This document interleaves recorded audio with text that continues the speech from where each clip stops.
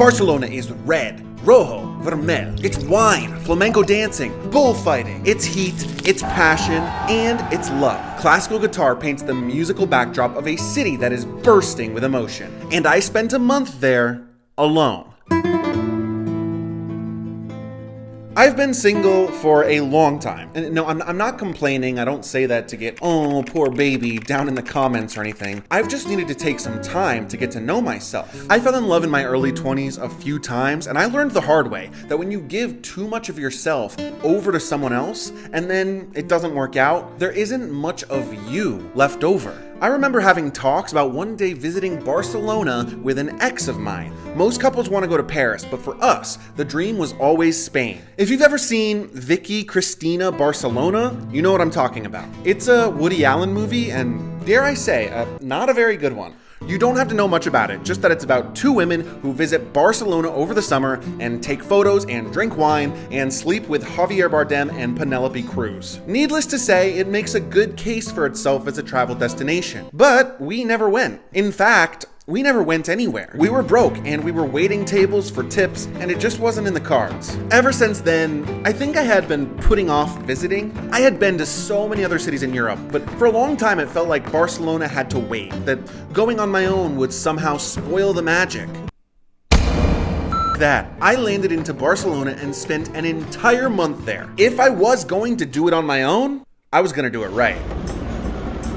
One of the hardest things to get used to in solo travel is eating at nice restaurants alone. You might think it's easy for me because I literally do it constantly on this channel, but the truth is that I still feel a little bit weird walking into a high-end restaurant without a date. Most of the best places to eat in Barcelona are tapas joints. I want to tell you about one of the best in Barcelona, Quimet y Quimet. There, I had a collection of tapas personally curated for me by the co-owner himself. Yeah, Quimet. From Quimet y Quimet. He curated a series of tapas for me to eat and told me in what order to eat them. And it was one of the best culinary experiences of my entire life, alone or not. They also wink a lot. It's very enticing. What does it mean? At this paella restaurant, I overheard this American woman say to her husband, "It's amazing how some people go to nice restaurants on their own." It did not make me feel bad though, because I eavesdropped on the rest of their conversation, and it was the most boring conversation I've ever heard in my entire life. This tomato bread was miles more interesting. Keep me single forever if that life is the alternative. Yikes. This was only sort of solo. I wasn't exactly with anyone else, but in Barcelona, in a way, you're always with someone. That someone is Antoni Gaudí. I don't know why I did that. But seriously, Antoni Gaudí is the architect responsible for so many of the beautiful buildings that you will see in Barcelona. The most famous is the Basilica de la Sagrada Familia, which has been under construction since 1882 and is literally still not finished. It is an enormous cathedral famous for its design and the lighting that comes through the stained glass windows on each side. I cried happy tears. Truly, this is astonishing. It reminded me of the Iglesia El Rosario in San Salvador, except on a much larger scale. To me, this feels like one of the most important artworks that has ever been created. It's on a scale that's just enormous, and few artists in all of history have ever been given the resources to create something so massive. I spent hours here, probably 3 or 4. If I were with someone, I might have felt bad spending so much time in one place, but this was just so awe-inspiring in every way. Park Güell is another famous Gaudí institution. The view from the top overlooking Barcelona is gorgeous. This is the place where you see all those iconic Barcelona photos coming from. You'll find a couple of these incredible overlooks throughout the town. Another great place to see the city is from the rooftop of the Museu Nacional d'Art de Catalunya in Montjuïc Park. It was just as good of a view from Park Güell, maybe even better. Entry is included with your art museum ticket, and there was no one else up there, so I didn't have to watch people making out. The rest of the museum is worthwhile as well. The pieces are amazing, as well as the building itself. And speaking of museums, you can't go to Barcelona alone or with somebody else without visiting the Picasso Museum. Along with Gaudí, he is probably the most famous artist to come out of Catalonia, and visiting an entire museum dedicated to his works is amazing.